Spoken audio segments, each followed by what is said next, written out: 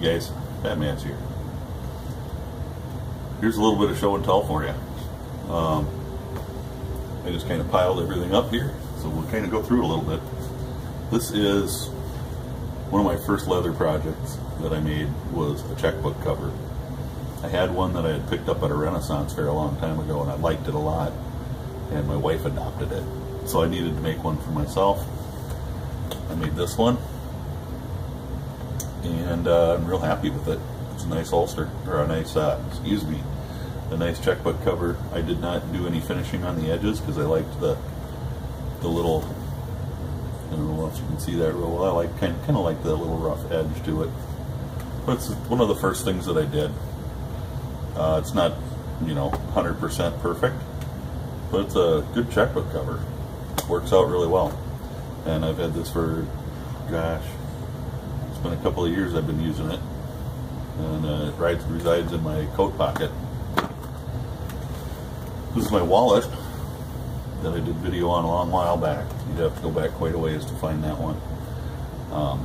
And it holds 4 cards. You can stick a little cash back in here if you want to. There's room for it. It's a nice little wallet. Here's another one. It's just slightly smaller, and I mean ever so slightly. It's maybe 1/4 of an inch all the way around, smaller. But again, it'll hold 4 cards. So that one's pretty cool. I haven't stitched this one yet.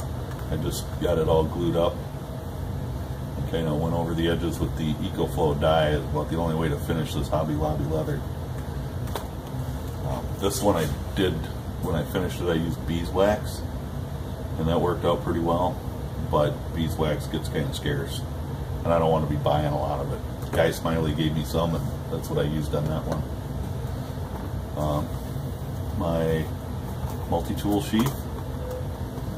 This is the one, my prototype. The other one I did is upstairs because I've been using it, and you can see the video on it. Some knife sheaths. I did this one. I haven't stitched this one yet because I'm just not happy with it, but it does work out okay. It holds the knife. It's not a friction fit. I need to put some kind of a strap on it to hold the knife in. But I added the ferro rod loop to this one, and it came out pretty good. I'm kind of pleased with it. I haven't decided if I'm going to just stitch this one and call it good, add the loop up here, just haven't decided, or make another one altogether. I think I might make another one, and we'll do video on that with the ferro rod loop and everything. My dangler that you've seen before for my Mora companion, my left-handed dangler, and I like it. I didn't think I was going to like a dangler sheath, but I do like this one. I might do this one as a scout carry, which would sit this way on your belt. So we'll see. I just had to do the paracord wrap, so I did that too, and that came out okay.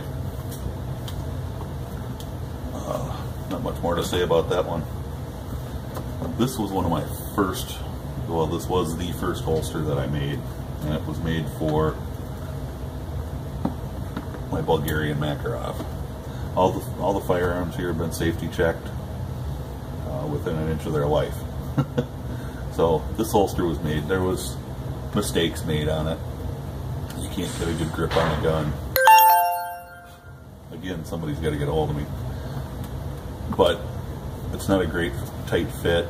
I didn't wet form it at all. It's Hobby Lobby leather, so it's not great. I made this one. This was the first pancake type holster that I made, and I made this for the Bulgarian. You can tell by the belt loops, I carried this one quite a bit up until I got my 1911. So that one came out okay. A little stiffener here, not a whole lot. I didn't do the sweat shield on it. I usually have a t-shirt on that's tucked in anyway. So that came out okay. Working on another wallet design. This is a trucker type of wallet, or biker wallet, whatever you want to call it. A couple slots for credit cards. 2 pockets here for cash. I still have to stitch this one. But that one came out okay too, so far. We'll see. It was white leather, so it's all been dyed. I haven't put the sealer on it yet. My baluster Molina. This was like the second pancake holster that I made. I did put a sweat shield on it. It carries okay. I decided that I did not want to carry this heavy of a gun. It's big and heavy. This is the full-size 1911 style. It is not a 1911, being a baluster Molina. But it fits really well.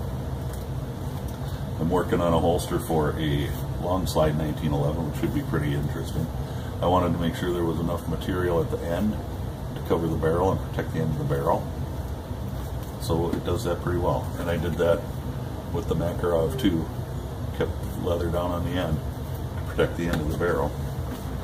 This is just what they call a Yaki slide holster for my PA-63.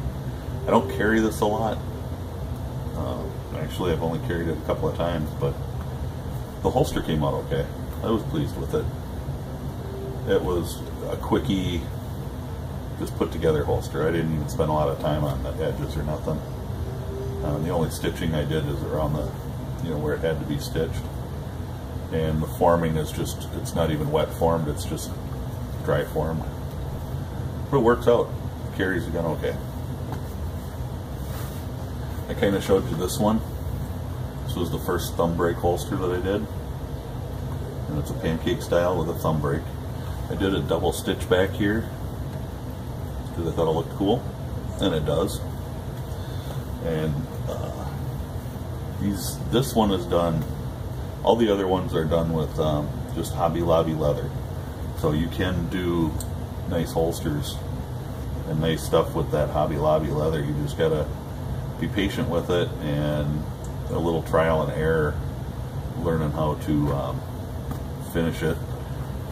This again was white leather when I started, and I dyed it black and did the edges the best I could, because the Hobby Lobby leather is not, the way it's tanned, it doesn't take a dye real well.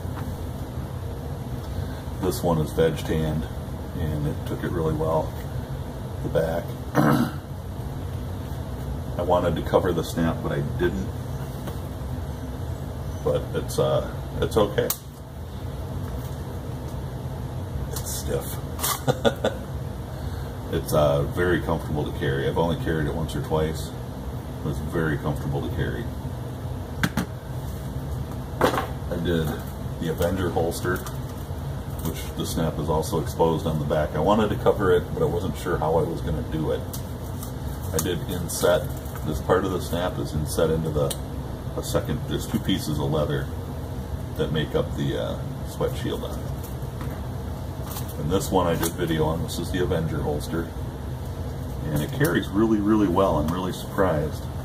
I left the sweat shield up high enough to get a good, you can get a good purchase on the gun, and pop it and draw.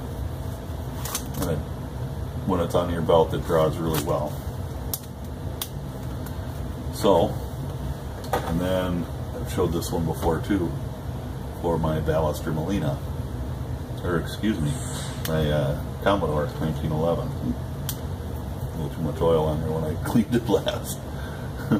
Anyway, this one I carry quite a bit. Very comfortable to carry. Very comfortable. I wanted to keep a little interest, so I left this piece of leather here. I burnished it, and then I put 1 coat of black dye on it to just leave it. It left it kind of a dark brown color. Hopefully you can see that a little bit. And I really liked the way it looked. And it carries beautifully. It's perfect. It balances really nice on the belt.